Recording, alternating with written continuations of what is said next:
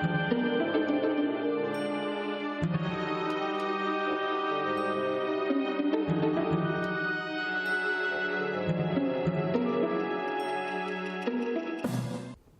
UFO?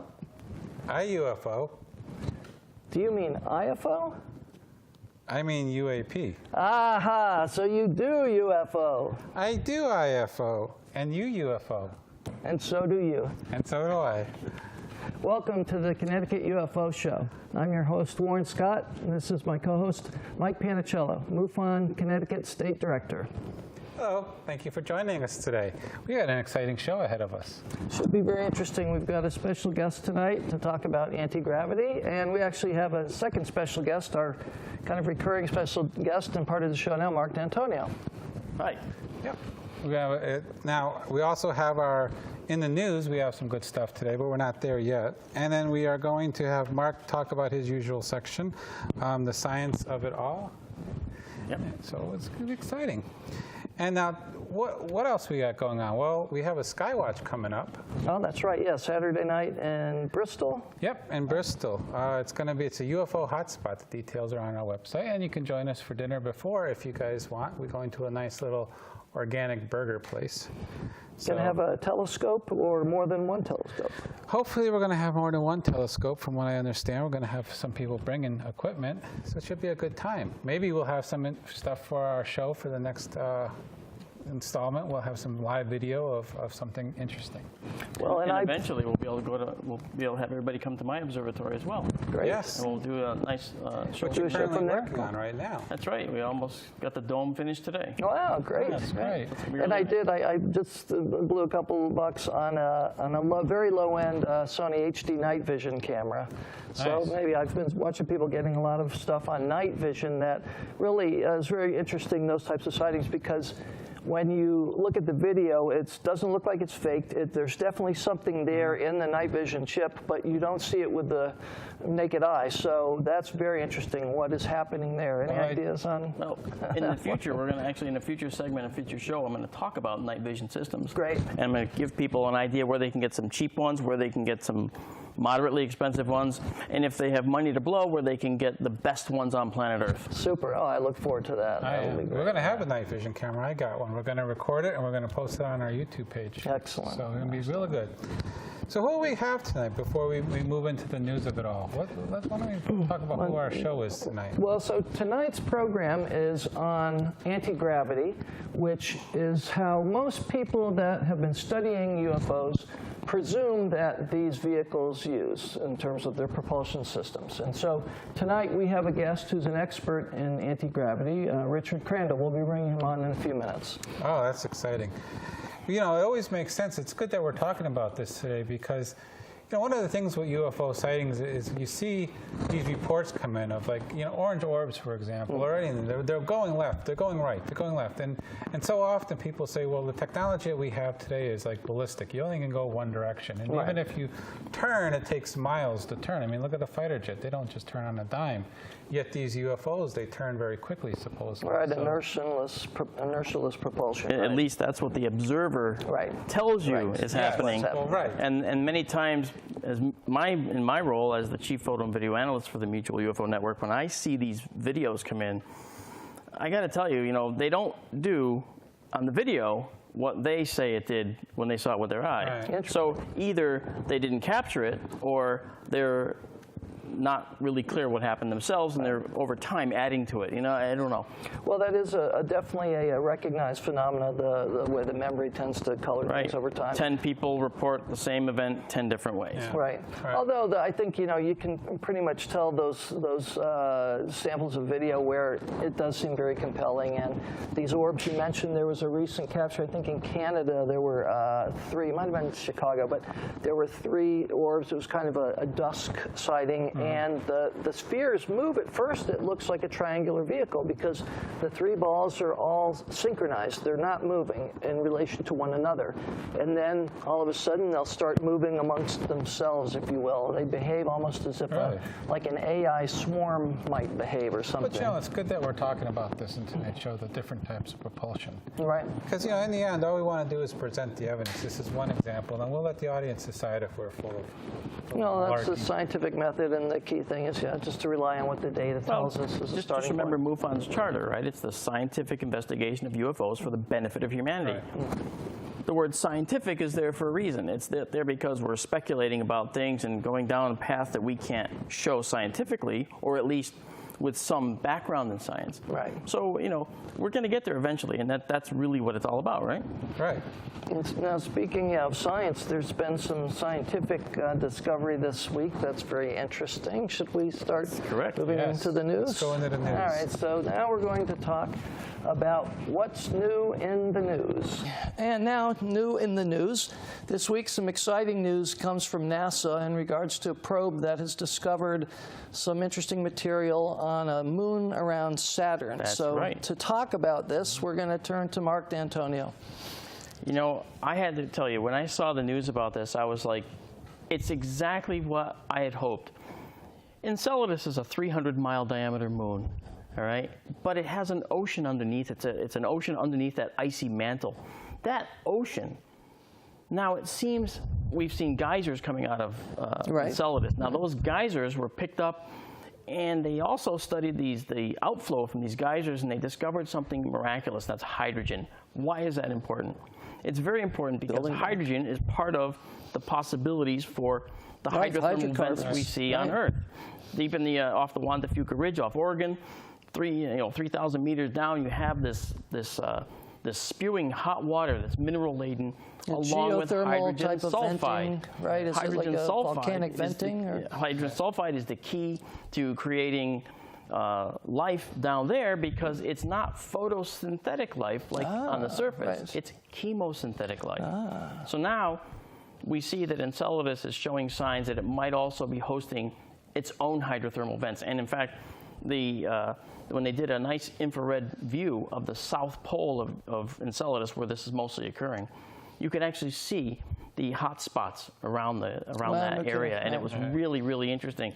This is a monumental discovery. Right. But what's so fascinating, I mean, with the science fiction stories and even in science sort of pseudoscience fact, they always talked about Europa as being this type of planet that was covered in ice, and they could see the stressing on the surface of the ice, and they suspected this activity might be going there. But why? Enceladus, but Enceladus is 300 miles across. Right. How big is Europa? Europa is 1,900 miles across, so it's bigger. Much bigger, right? Its ocean is about 100 miles deep. That's cool because that could be another place where we might find this particular hydrogen outgassing that might indicate hydrothermal vents there as well. But we're not even near that yet. We don't have a probe there right now. So this was Juno just was the pure closest luck? probe. Was this just pure luck? The probe was going by, was capturing imagery from Enceladus, and then they happened to see it? Remember, the Cassini mission is pretty much over fairly soon. But they actually used the Hubble Space Telescope to actually image geysers on Enceladus this time. Okay. But now that didn't detect the hydrogen. I believe it was the Cassini that did that. Right. So they had a dual Put the two set of data instruments. streams together, right? I see. Right. Really, Really when it very comes cool. to UFOs, I always think it's interesting because people always say, well, every place on Earth you think life doesn't exist, we find life. Right. Exactly. So why is it so hard to believe that if you have these hostile environments on this planet and we find life, why can't we know that there's hostile environments out there? That's right.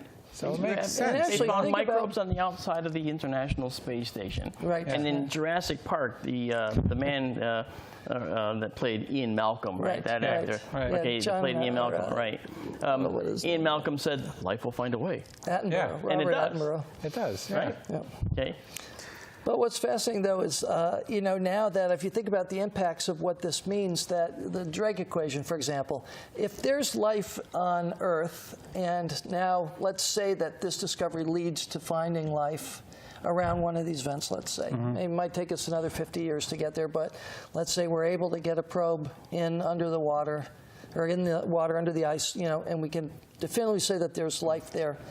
Now you have 2 planets in the same system with life. Wouldn't that then sort of extrapolate to the rest of the universe that life is probably a lot more prevalent than initial calculations? It does give science the impetus it needs to take that leap of faith and say that there will be life elsewhere within our solar system for sure, since we might find it. But would they say it's advanced life, or would they say, oh, it's just probably microbial? No, it's microbial only here on Enceladus, but that doesn't mean anything. I'll tell you why it doesn't mean anything, because we have up to 40 billion chances just in our galaxy at the high end for planets like the Earth to be here. And that means that we would have a very good possibility of finding another life form out there that has reached some level of intelligence. Maybe not interstellar travel, but it's possible. Okay. All right, I guess it's about time. Well, hold on, there's one other story that was very interesting that came up in a whole other front, but sometimes relates a bit to anti-gravity, which is in the conspiracy realm. There was a investigator, and I believe he was a UFO investigator, but he started getting into paranormal and I believe even his political investigation by a guy by the name of Bruno Borges, if I'm pronouncing his name correct. He was Portuguese, and he had been doing this investigation. Was very close with his family, but then boom, all of a sudden the guy's been missing. They can't find any evidence, but in his apartment it is covered head to toe like an altar to the paranormal. There's mathematical formula. There's an encrypted text written all over the entire apartment. It is literally like it might even be an art piece if you think about it. Someone might have done, and they're trying to get news about it. But it's interesting because you often hear within the UFO space when people try and talk about subjects that they are, they're being monitored by the government and this type of thing. Yeah. And we'll touch upon that later in our interview. That's a very good point, but that often happens in ufology. Look at Tesla. When he died, all of his stuff disappeared. Right. So, there's always something weird going on with the UFOs and conspiracies. And that's a whole discussion in of That's itself. Right, and there's also there's always conspiracies, even when there isn't. Right. Well, that's true, too. Right. That'd be a great That's show a good for the point. future. Yeah, We'll that's a good definitely idea. talk We about should it. look But why don't we move into our new topic tonight, which is our guest that we're having on Skype. Our first ever Skype interview, by the way. If those of you that have been following our show since its inception last year, we have never done a Skype interview, so this is exciting. And we're having a guy coming from Texas, so we're not even doing it local. We're going out there. Okay, so we've got the audio on. I think, Richard, can you hear us? Yeah, I can hear you. Okay, great. So, well, what we'll do is today we're doing the program on anti-gravity, and like I said, we're going to bring on in a second here Richard Crandall, who wrote this book, They All Told the Truth, the Anti-Gravity Papers. And this is an impressive book. I started reading it last week. I'm only about halfway through. It's 700 fairly intense pages. And we'll ask Richard some questions about this book here in just a minute. But Richard joins us from Texas. He is a former engineer working with the aerospace and nuclear power industries. And several years back, about a decade ago, he came up with a novel theory on anti-gravity based upon the assumption, if you will, that the UFOs that people have been seeing and reporting and documenting indeed are real and indeed work on an anti-gravity principle. Richard, so thanks for joining us on our show tonight. Welcome. And I'd like to start off, I wanted to ask you specifically, when did you realize that anti-gravity had to be true, and why? Nice to talk to you, Warren. This goes back quite a number of years for me, and I'll recall it for you. But back in about 1994, I went down to Roswell, New Mexico on a visit, and I went to a museum there, which is the International UFO Museum, and it relates to that supposed UFO crash in Roswell. Well, anyway, after leaving the museum, I was left with the strong impression that this phenomenon is real, and I was completely convinced. In fact, I made several other trips there not too long after. So that's what got me started. I finally realized at that point that this is something real. And so there's something that maybe physicists have overlooked, that, you know, something we could do to mimic that. And so there took off from that point. So in '94, from this first visit then, within the next subsequent years, you started developing this theory. Is that right? Yes. Between 95 and 2000 that's when or I so? started thinking about it. Why don't you try to explain? It was around about 1999 when I really got it pretty solid on paper, and I had all the equations, you know, and so it was in a really solid form around 1999. What did how did the model come to be defined in terms of, you know, you're thinking about these energy fields, and why don't you try to describe in your words what your model actually is, if you can try and do a concise explanation of how it would differ from, let's say, the way that physicists normally talk about molecules and atoms to laypersons, where you've got electrons, protons, and neutrons, and quarks down at the smaller level. So if you can try and keep it to my 5th grade understanding. Okay, I'll do the best I can. Yeah, I think most people know, probably from high school, that atoms, you know, are composed of protons and neutrons in the nucleus, and then there's electrons that kind of buzz around that. And it's been further discovered about 50, 60 years ago that each proton and each neutron is composed of 3 smaller particles, which we call quarks. And as of today, the physicists still think that quarks are point particles and have no internal structure. Well, I was able to discover, well, yes, they do have an internal structure, and I was able to calculate that. And it turns out that a quark, rather than being a point particle, is actually a ring of several clusters, and each cluster in turn contains 7 particles within it. So I was able to do a model that was 2 levels of detail finer than what current physics says. And I can elaborate on any part of that if you want to do that. Well, Mike, Mark, do you guys have any questions about this? Actually, Richard, I wanted to know, if you could, what was the experiment that you ran to show this sublevel within quarks?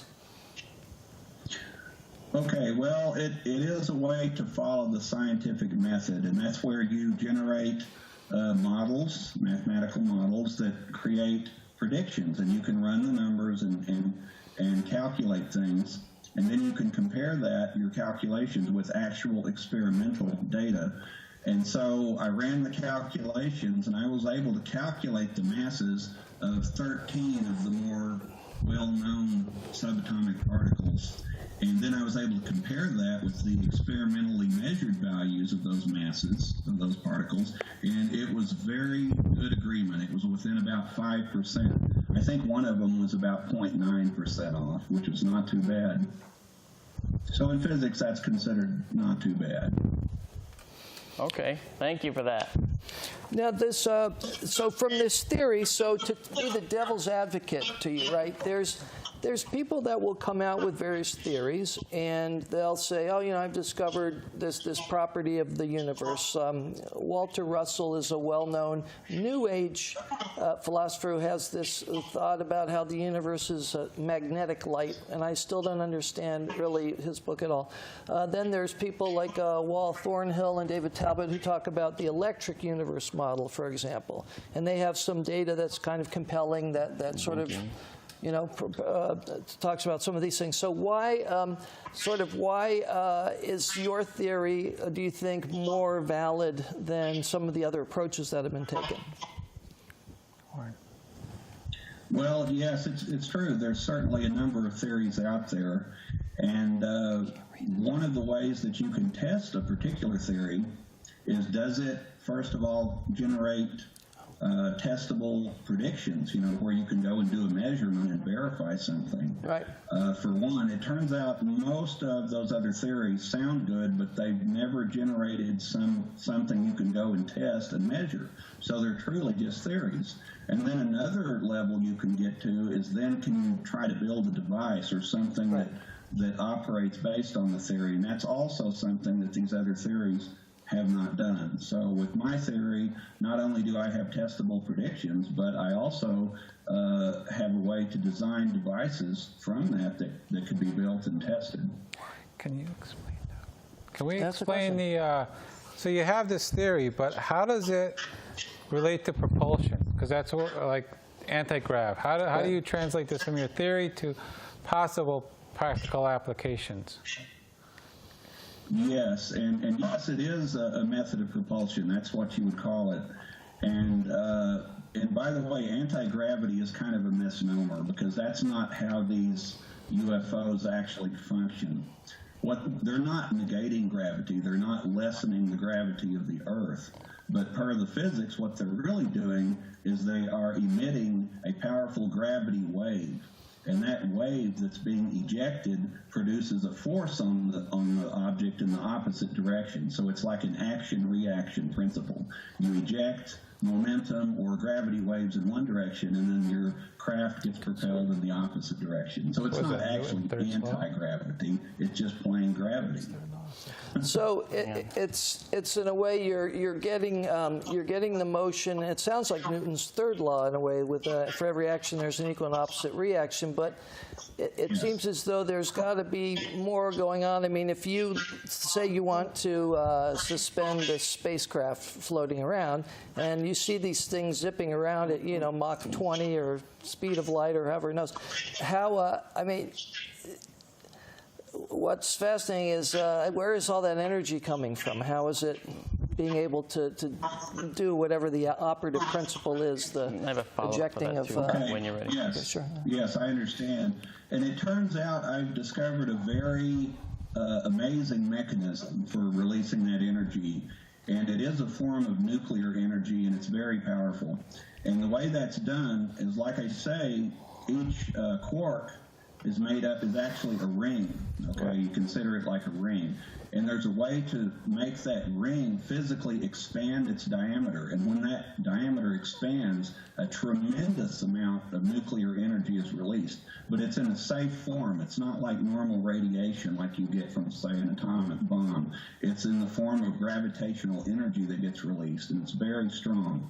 And so when those ships fly, they expand the rings of those quarks and release all that energy. And there's such a tremendous wave of gravitomagnetic energy released that it propels the ship in the opposite direction. Now, you did mention things like 90-degree turns, that kind of phenomenon. There's another effect that goes on, too. In these craft, they are actually warping space and time. And so you can consider them to be in their own, like, bubble of space-time. And once you're in your own bubble, you're completely disconnected from the usual laws of physics around you. So you can travel at any speed, any direction, make right-angle turns. It's no problem. So you've got your own local gravity field. That was actually, I was going to ask this next question, but I think you're already in the process of answering it. I was going to ask, how do you overcome the inertia problem? And I think you're saying that if it's within a warp bubble, basically the universe is moving around you, and you're not even going anywhere. That's interesting. You could look at it that way. It's essentially the same. Yeah. Otherwise, you'd be a pancake. Well, absolutely. I mean, 6, 7 Gs and forget it. I mean, well, 12 I like maybe, pancakes, but not one that's up against the wall of them. Right. And so, and essentially, too, there's no reason you couldn't travel faster than light. If you're in your own bubble, those laws of physics don't apply anymore. That's correct. That's like the Alcubierre drive. Right, exactly. I was going to say. Miguel Alcubierre in '94, he came up with that tensor, and that was actually something that I thought was very interesting, because that whole theory also involves having a warp bubble around the ship, and you're not really within the normal X, Y, Z, all moving through time, four-dimensional universe that we exist in. Right. Now, how does this relate to, let's bring this back. So when Lazar is talking about propulsion on those ships that he worked on, they were using basically, in a way, your theory. So are you confirming Lazar's theory, or are you saying that he had it slightly off? I mean, I understand. Yeah, I'm actually confirming Lazar's story. But Right. I'm not confirming his theory. I don't agree with his theory at all on how these devices work, and I have my own theory. And once I developed the theory, it told me that there's certain special shapes and certain configurations that would be required for a working, anti-gravity craft. And it turns out that what Lazar described in those ships, there's a part in there in the engine that fits my physics theory exactly. And so that's how I know he's telling the truth, because he would not have known about making those special conical shaped parts that are made of element 115. He would not have possibly known that without knowing the physics. Right, yeah, I've got that page open in your book. And this is who said this is what Lazar said about the this is his representation of 115, right? Or is that yours? Yeah, you want me to go ahead and explain what you're looking at there? Sure. Yeah, what they would do is they would take 10 or 15 discs of element 115 and they would fuse those together to make a cylinder, you see. And then once they've got the cylinder, then they further machine it into a cone. Right. And it turns out that conical shape is exactly what you need to make this work, because it creates a diverging field lines. Conical field lines will not work. Those are parallel field lines. Right. It takes a cone shape which has diverging field lines, and that's exactly what it takes to create this effect of enlarging the rings within the quartz. I mean, is this something that we can manufacture? Because at the time Lazar was working at EG&G, he referenced 115, but it wasn't in the academic community, except maybe it had been touched on theoretically, but they hadn't gotten it out of a collider until, I think, 99 or 2000 or something. Isn't that? You probably know better than I, but, Yeah, I'm familiar with that. And sure enough, they have somewhat recently been able to create in the lab, in these colliders, they've created element 115. And there are supposedly different isotopes of that, depending on how many neutrons are in each nucleus. So the people at CERN, for instance, are claiming that, well, the lifetime of these particles is so brief, it's just on the order of maybe milliseconds, that it couldn't possibly have been used, say, in Lazar's craft, where he's claiming the use of 115. But Bob Lazar was aware of this announcement by CERN, and he came out and later said, but he was told that there are several isotopes of 115 that are stable and will last very long. yeah, and that makes sense.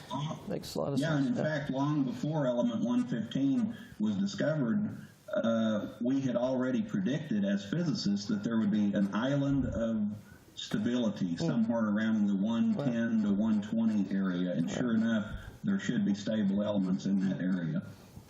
Yeah, it's kind of like, uranium or plutonium, they're isotopes, and you've got, 239, 235, 236, 234, they've got the various isotopes of uranium, so that certainly makes sense in that regard.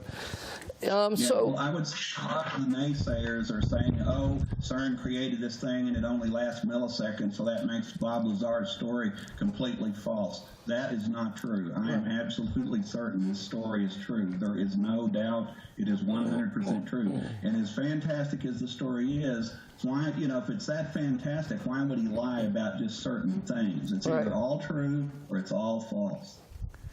That's the way I look at it. But because you saw these shapes that he drew, I mean, now he's a physicist, as he says, as some people don't believe. I think he is a physicist, but I'm having a senior moment. I lost my train of thought, so I'll come back to that one. But given your efforts here in this, and it is so sort of contentious with the standard, academic physical model to some extent because it's changed. Although your model is different because you seem to say, hey, no, the standard model's correct, Einstein's correct. This is filling in the part that they're missing versus, no, they're incorrect, like some people will say. And this is a theory is going to replace that other theory, right? So you're still saying Einstein and Newton and everything's still valid, and this is filling in some part of the spectrum of where these particles operate, or? Yes, I'm not pulling any strange punches or any tricks here. I started with standard physics formulas. Einstein is still correct. What I've done is just further develop those formulas. And so it's just an orderly process from going from those formulas to the derivations of the equations I did. So there's nothing odd about this at all. And so physicists should have no problem with this at all. And that's if they would look at it. But you feel you're not able to get your message out. Yeah, it's a matter of getting the message out. And frankly, I've encountered like mile-high brick walls when trying to talk to physicists at universities. I have contacted hundreds of physicists, and I'm not getting any interest. They will not even look at this thing. Nothing. Now, most of them don't even reply back. But have you had a colleague corroborate it or a mathematician look at it, or have you gotten any third-party objective review that's supportive? Because I can't understand the need for needing corroboration on things. Right. And that does help a lot with credibility, because after all, if you're just one person, who's going to believe you? Yeah. But yes, I do have a couple of qualified people that did review this, and one of them was a person that worked on secret projects at Ball Aerospace, and he took a look at my book. In fact, he passed it around to his colleagues at work, and they came back and said, wow, that is amazing. They said, you ought to get a Nobel Prize for this thing. So I was really happy to hear that. Yeah, I bet. And then there's another person who's a PhD in physics, and he's well known, and he did take a look at it. He actually got out a calculator and ran the numbers, and he said, wow, that hits it right on the head. He says, I can't find any errors, any mistakes in there. And so he evidently approved of it. But for various reasons, I don't want to name his name, and I'm not sure he would care to be known. So it's kind of what you call a silent witness. But I've got enough corroboration from people. I'm sure that it's okay.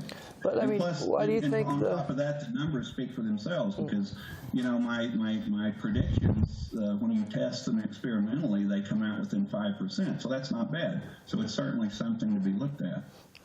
Why do you think the reluctance on the part of the physicists to want to review your work? Well, I would say this. I've been through the same PhD type courses, and studied the books that they have, and I know exactly where they're coming from, because current physics as it is says that these devices, it's impossible to do gravitational type stuff in the laboratory. On a small scale like this, physics says you cannot do it. It takes things large like planets and stars to get significant gravity fields. And yeah, current physics says if you look at the numbers, it's so weak you can't do it in the lab. Right. And that's why they won't look at this, because they quote unquote know it's not possible. Well, I think one of the... Sorry, go ahead. Oh, okay. But yet it is possible. Well, right. Well, I mean, like you said, I mean, and myself having seen what, I don't know if it's extraterrestrial or not, but having seen an anti-gravity vehicle operating, I mean, I know it's real. So I like the fact that you started from that premise and kind of reverse engineered. And so now that sort of leads us to, with these various other people you mentioned, T. Townsend Brown and David Hamill, right? That you're saying that their theories were correct because of the geometries of the cone and the triangle in their hardware. And now you've invented a machine that that we're talking about, and the CGC, or I can't remember what it was called, with this gravitomagnetic fluid. Can you talk a little bit about that? That's fascinating. Yes, one of the devices I invented back in 2005, I actually built the device, and it produces a very strange, it's a visible fluid. And this fluid, you can see it with the eye, and it looks like maybe heat waves off of a hot object, or maybe it looks a little like a soap bubble film. And I had about a dozen witnesses that looked at this, and they could see that and said, wow, what is that? That's a very strange thing. So what that is, according to my theory, is another form of gravity. And I'll just let you know, Einstein's equations predict as many as 4 different forms of gravity. And so what I was looking at was one of the other forms. So now we can actually have a way to look at that. Well, I mean, this is in addition to, so there's, you've got, you know, magnetism, gravitation, nuclear forces, strong and weak. And you're saying that just out of that gravitation piece, there's 4 different variations of gravity. This is no big secret. Physicists already know this. They already know that there's 4 types of gravity. They just don't talk about it publicly for whatever reason, but they know about it. Okay. No big secret there. Yeah, well, so you've written this really impressive book, and I know that, and you've been working on some inventions, and you also have a website where you're putting some of your work up, right? Antigravityembodiments.com. Is that correct?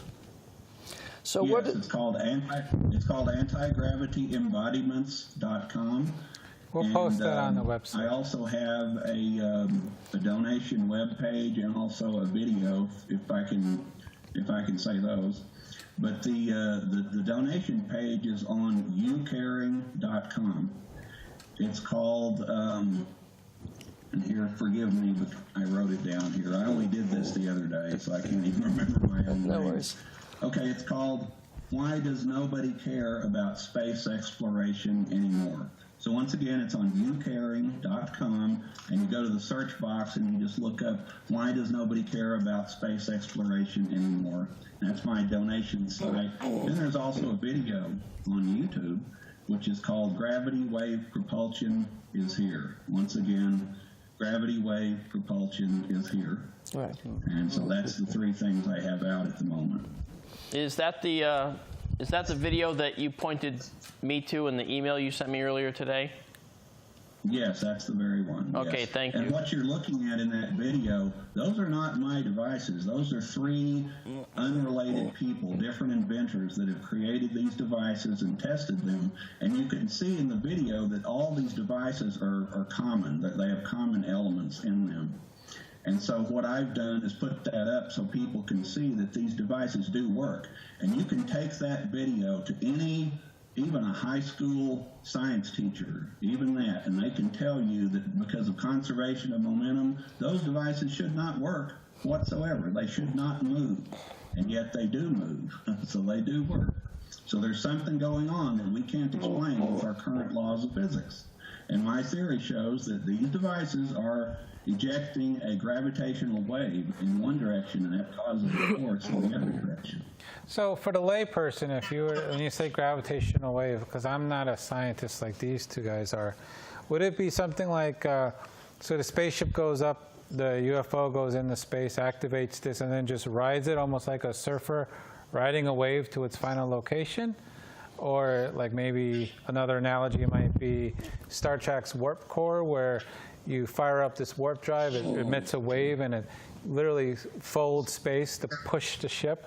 But the ship never actually moves. The space is moving because of the ship. Well, there's two things that are going on. 2 things. One is they are ejecting a gravitational wave, and that's what causes the push that moves the ship. And then plus, they're also generating a field around themselves of gravity, like a bubble. And that's how they can do the right angle turns and some of those sorts of things.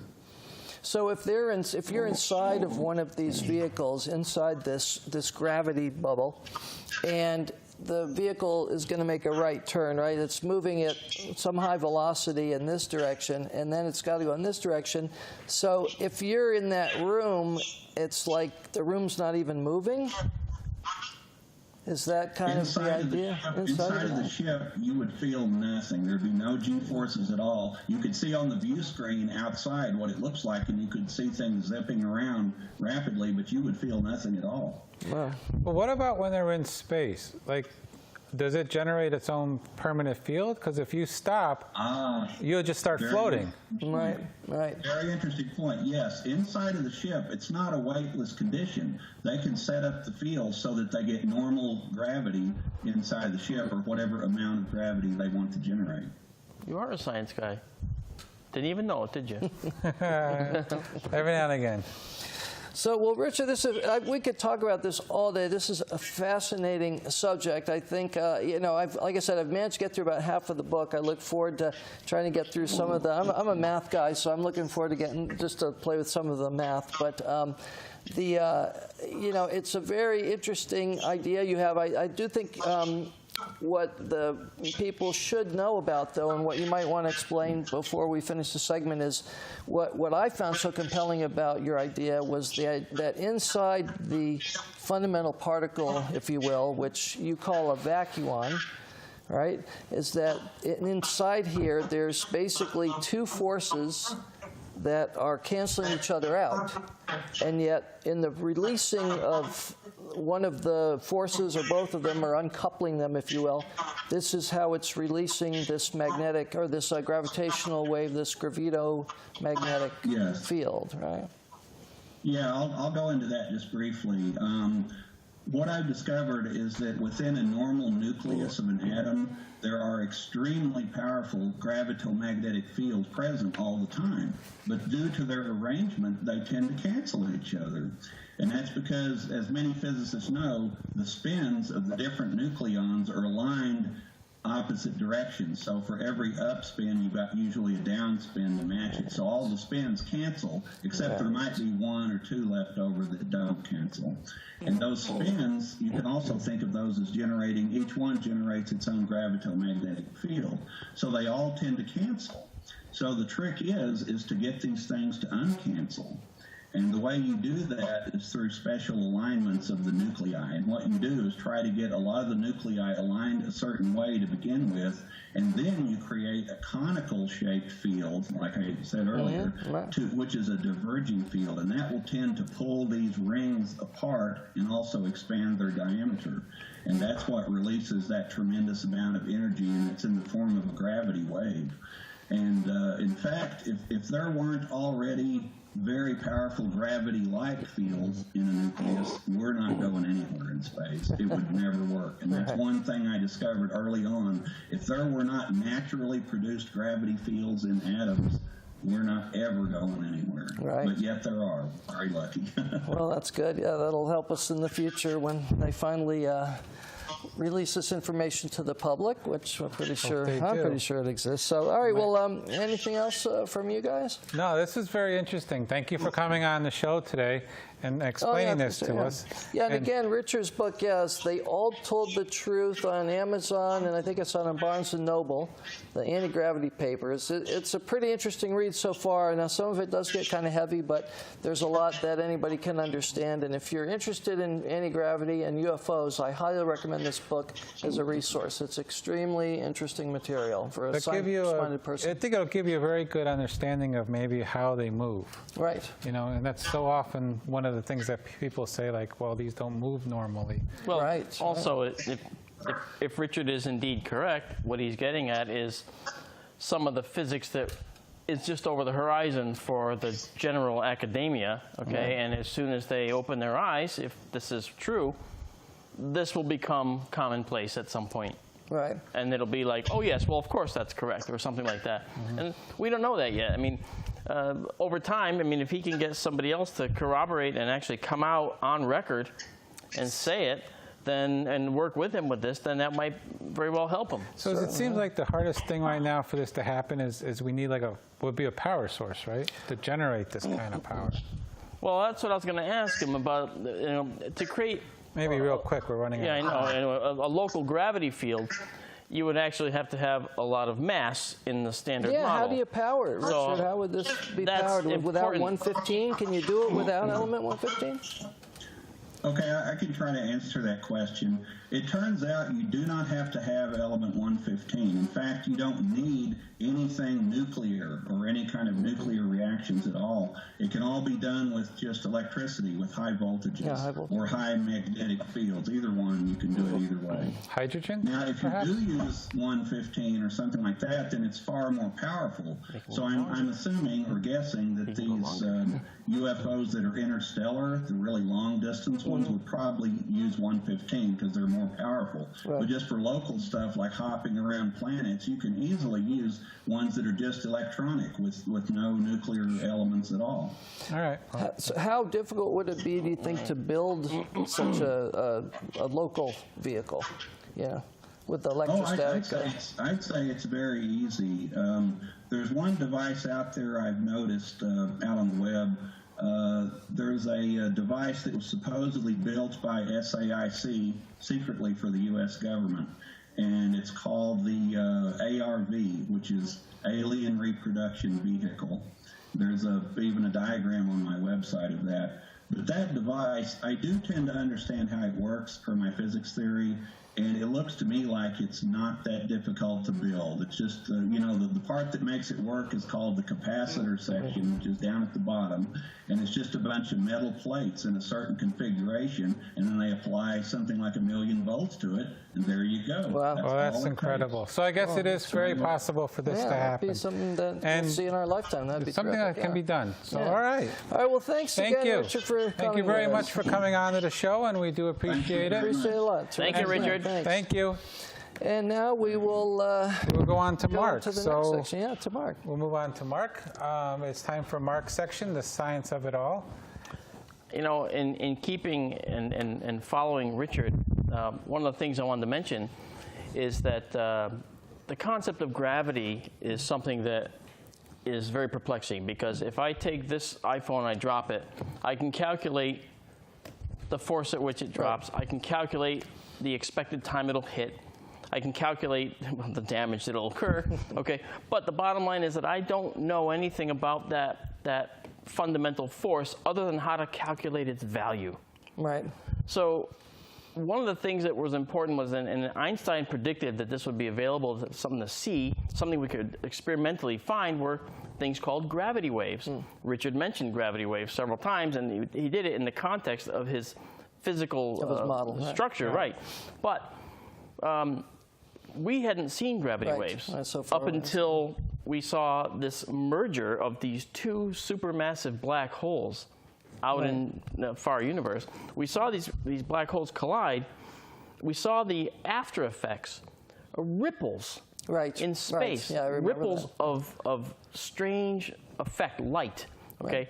those ripples weren't water going into a pond. Those ripples were actually waves of gravity. Right. Finally, we detected them. Now, that could mean that we are on the cusp of finding out that maybe there are gravitational particles. Right, like gravitons. Right? And so on. Right. Okay? But the thing is, if we can find gravitons, then we can do something to gravity that we could already do to light, we can already do to magnetism, Focus we can already it, do you to can electricity. reflect it, We can you actually can- reflect it, we can refract it, we can bend it, we can change it, we can alter it. Because light, we know, has a dual nature. Right. It's both wave and it's particles. This wave and particle nature of light might extend to other things in the universe. It might extend to gravity. And if it extends to gravity, if gravity is a particle nature, then gravity is going to have the ability to have operations enacted on it like we can do to light. Right. And like we can do to magnetism, and like we can do to electricity. So those fundamental forces and characteristics of the universe are things that we don't really fully understand.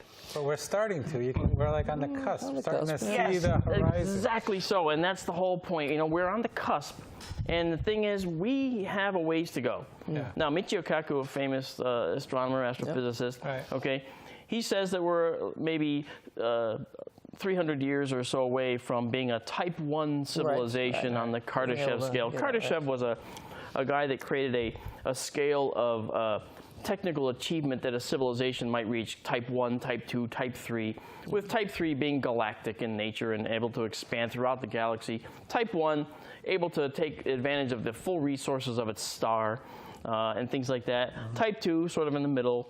But we're not even type 1. We're out here heading toward type 1. 0.9 maybe, I mean, or 0.87 and as he often says, we still burn dead things to get our energy. Right. I mean, that's a big problem, isn't it? Because dead things finally, do get used up. They get used up, right. Right. So, solar, wind. I mean, I developed windmills in the Gulf Stream that could actually sit in the Gulf Stream off Florida, far off Florida, and just slowly turn, generating thousands of kilowatts over time. So big and so massive, but so slow moving that a sea creature could just swim right through these fabric veins and never even affect them.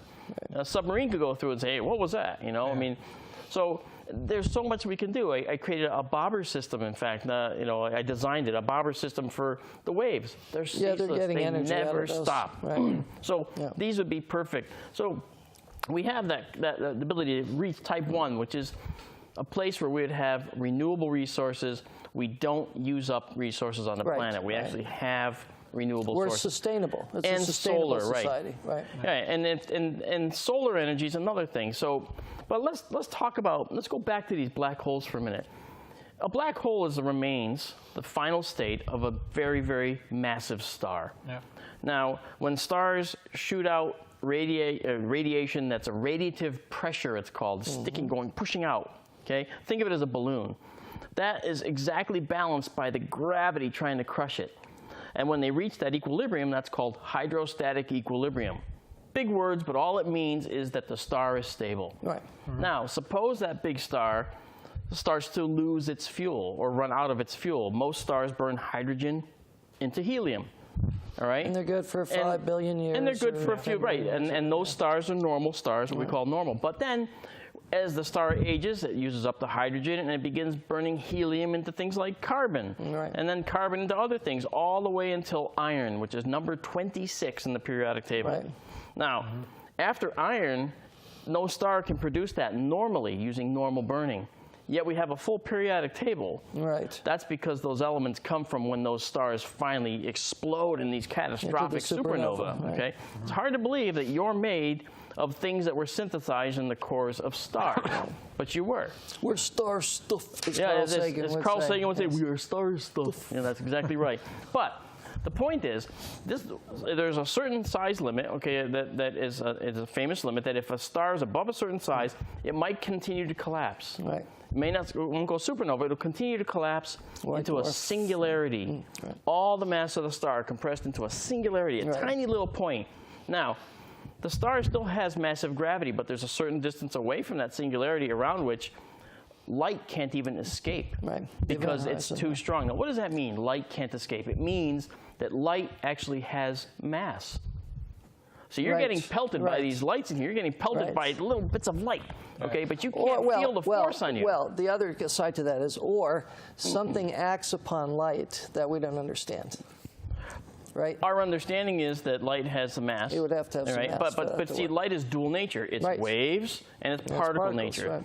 So the point is, we found the gravity waves are gravitons, gravity particles just around the corner in our understanding. It's possible. And that's kind of, where I'm going with that.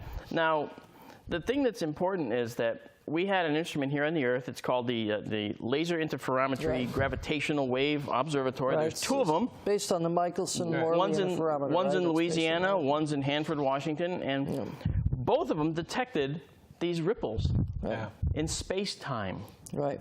I always want to say that, ripples in space-time. That's something Captain Kirk would say. Kind of scary in a way. You think like it's in time travel where we're breaking the fabric of space-time. Right, exactly, right. We think about all these things, but so my feeling is that we're probably not too far away from having these gravitons, as part of our normal physical model. And it'll probably be someone, if it's not Richard, it'll be someone like him who will take that step of bringing the theory into an application. They'll be able to, because when you look at obviously there's the propulsion angle of this anti-gravity field, but the other things you can do with it, you can cloak, you can bend light with it. You can create a force field that will block asteroids as you're zipping through space, or they'll, whatever force fields are used for, you know, tractor beam. You can do a tractor beam with it.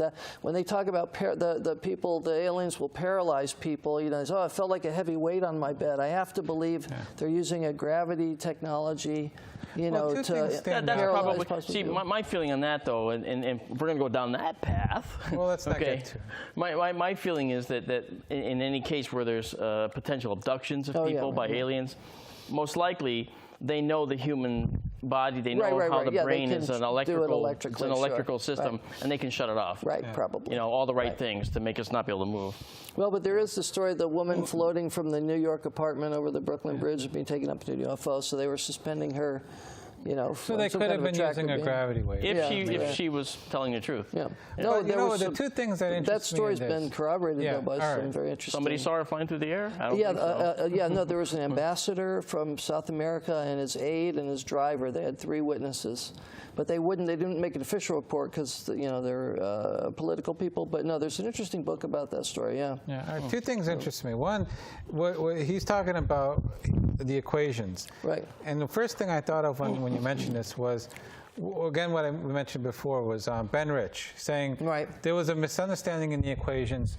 Once you correct it, we understood how it worked. They got it. Wow. So I don't remember that quote. He said that along when we can take ET home. And, yeah, he did. You know, he's got the technology to take the home. So that was the whole thing. We have the technology. Oh, I didn't realize. Really? I didn't hear that part of his quote. We have the ability to take ET home. But the point is when he's mentioning this and he's talking about the equations, maybe it's similar. It's a nice little conspiracy to think of. I don't know. But to bring it back to the UFO side, to show the evidence, maybe someone else figured it out. Maybe you know, maybe this is somewhat common knowledge within the black budget world. I don't know. That's right. But the other thing that's interesting about it is the power and also source. Tesla allegedly had figured it out, and Townsend Brown and some other people. So maybe these people had figured it out, and they just buried it and kept it as secret information. But the thing that interests me is the power source. It always seems like you're putting the cart before the horse. If you have the ability to generate this, and you have the technology to do it, you got to have the power to do it. So that was interesting when he was talking about the power part of it. Remember that in that